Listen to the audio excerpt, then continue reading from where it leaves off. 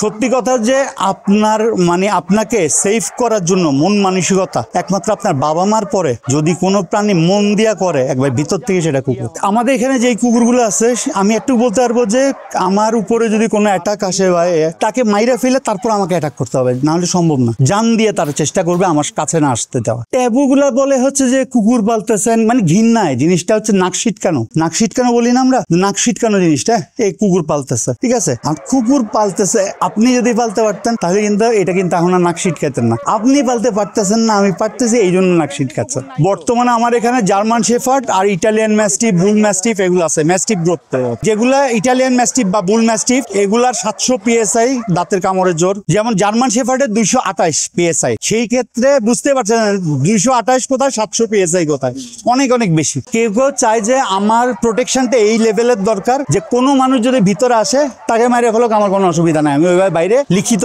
দিয়ে দিচ্ছি। আমি কোনো মানুষ চাই না আমার ভিতরের অ্যালাউ করতে। সেই ক্ষেত্রে ওই কালোগুলার কমলাগুলা। ক্রেতা হচ্ছে বিজনেসম্যান যাদের প্রপার্টি আছে, বিশেষ করে যাদের প্রপার্টি আছে অথবা প্রপার্টির ভিতরে তার বিজনেসের ইনস্ট্রুমেন্ট অনেক কিছু অনেকে দেখা যায় গুদামজাত করে রাখে, ওগুলোর জন্য অবশ্যই বিশাল সিকিউরিটির দরকার হয়। আবার অনেকে আছে যে বিদেশে থাকে, তার ওয়াইফ ছেলে মেয়ে এখানে, তিনি চায় যে তার বাসার আশেপাশটা ওইরকম সেফটি থাকুক, তারা ওরকম নেয়। আমি ছোটবেলা থেকে কুকুর পুষি, আমার বুদ্ধি হওয়ার পর থেকে আমি বিদেশি কুকুর আমার সাথে আছে, জার্মান শেফার্ড থেকে শুরু। এখানে অনেকগুলো কুকুর আছে ওয়ান ম্যান ডগ। আপনার ফ্যামিলিতে যদি 9 জন লোক থাকে, যে কোনো একজনকে সে মানবে, সবাইকে মানবে না। এই ধরনের অনেকগুলো কুকুর আছে, রডউইলার, ডোবারম্যান, ডোগো আর্জেন্টিনো, পিটবুল, তারপর ক্যাঙ্গেল, এলাবাই, এগুলা হাই সিকিউরিটির জন্য আমরা রাখছি এক ধরনের কালো রঙের যে ম্যাস্টিফ গুলা বা কমলা কালারের ম্যাস্টিফ গুলা। আর নর্মাল যারা নর্মাল একটা চায়, সিকিউরিটি চায়, অ্যালার্ম এর মতো, কেউ বাইরে থেকে আসলে আর নন পাবলিক তখন চিল্লাচিল্লি করবে, চেঁচামেচি করবে, তো ওইদের জন্য হচ্ছে জার্মান শেফার্ড। আমার ছোটবেলাটা আসলে কি 91 পরিবারে ছিলাম, তো ওই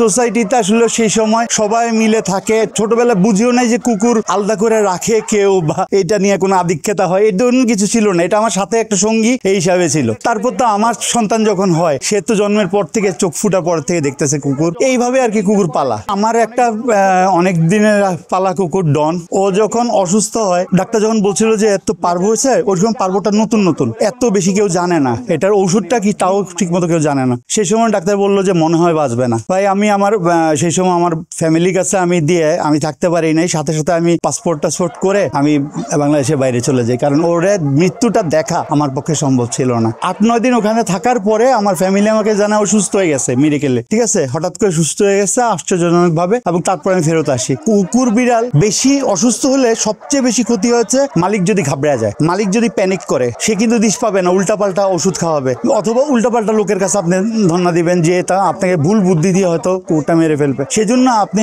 প্যানিক না হয়ে যার কাছ থেকে কুকুরটা নিছেন তার থেকে ইয়াটা নেন। আমাদের এই বিজনেসটা অতিরিক্ত ব্যবসা সফল। কিভাবে ব্যবসা সফল? আমার কিন্তু ম্যাক্সিমাম বাচ্চার জন্ম হয় অনেক সময় 6 মাস আগে বুকিং হয়, মানে বাচ্চার জন্ম হয় না যখন, তার 6 মাস আগে বুকিং হয়ে বসে থাকে। এতটা ব্যবসা সফল এই বিজনেসটা আমার জন্য। কিন্তু তারপরে আমি বলতেছি যে কতদিন এটা আসলে লঙ্গার এটা চালাতে পারবো আমি নিজেও জানি না, যে কোনো সময় তো বন্ধ করে দিতে হতে পারে আশেপাশে পরিস্থিতির কারণে। আর বর্তমান বাংলাদেশের যে অবস্থা, ভাই মপ টপ বিআরটি আশেপাশে 10-15 জন একত্র হয়ে বিজনেস বন্ধ করার জন্য উঠে পড়ে লেগে যায় পিছনে। এবং সবচেয়ে মানে কষ্ট লাগে এই কথাটা বলতে যে আমি যেসব প্রাণী প্রজনন করে দেই তারা কোনো না কোনো বাসায় গিয়ে সুরক্ষা দেয়, কিন্তু আমার সুরক্ষার জন্য না আসে কোনো সরকার না দল, কেউ এসে পাশে দাঁড়ায় না, কমপ্লেন দেয়, চিল্লাচিল্লি করে, অনেক ধরনেরই সমস্যা হয়। সেটা আমার যে আশেপাশের লোকজন যারা আমার বন্ধুত্ব সম্পর্ক আছে তারা ওগুলা ঠিক করে। একবার এই ধরনের পরিস্থিতি হয়েছিল, কিন্তু মজার ব্যাপারে ওই সময় একজন সাংবাদিক নিজেই ছিল এখানে, তো উনি ব্যবস্থা নিচ্ছে সাথে সাথে। আমরা তো নিশ্চয়ই জেনে শুনে আশেপাশে ময়লা ফেলবো না, কারণ আমার দিকেই দোষটা এসে পড়ে, যেই ফেলুক না কেন। হ্যাঁ, এখন দেখা গেলে আশেপাশে কোনো বিড়াল মরে পড়ে আছে,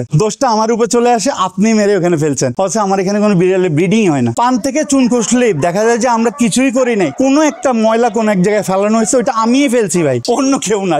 উনি চিওর হয়ে আসছেন। সকালে থেকে উঠার পরে তারপর এদেরকে নাস্তা দেওয়া, এদের গা গোসল ধোয়ানো, পানি টানি দেওয়া, তারপর ওদেরকে সবাইকে তো একসাথে ছেড়ে দেওয়া যায় না, তো দেখা যায় যে 7-8টা করে আমরা ছেড়ে দেই। তারা কিছুক্ষণ করে 2 ঘন্টা 2.5 ঘন্টা করে এখানে ছাড়া থাকলে দৌড়াদৌড়ি করে, এক্সারসাইজ হয় তাদের একটা, তো এক্সারসাইজের সময়টা আলাদা তাদেরকে দিতেই হবে। দুপুরে আবার খাবার, তারপর আবার ছাড়া দেওয়া, পানি খাওয়ানো, ঠিক আছে, তারপর আবার ভাগে ভাগে বের করা, এরকম সন্ধ্যাবেলা।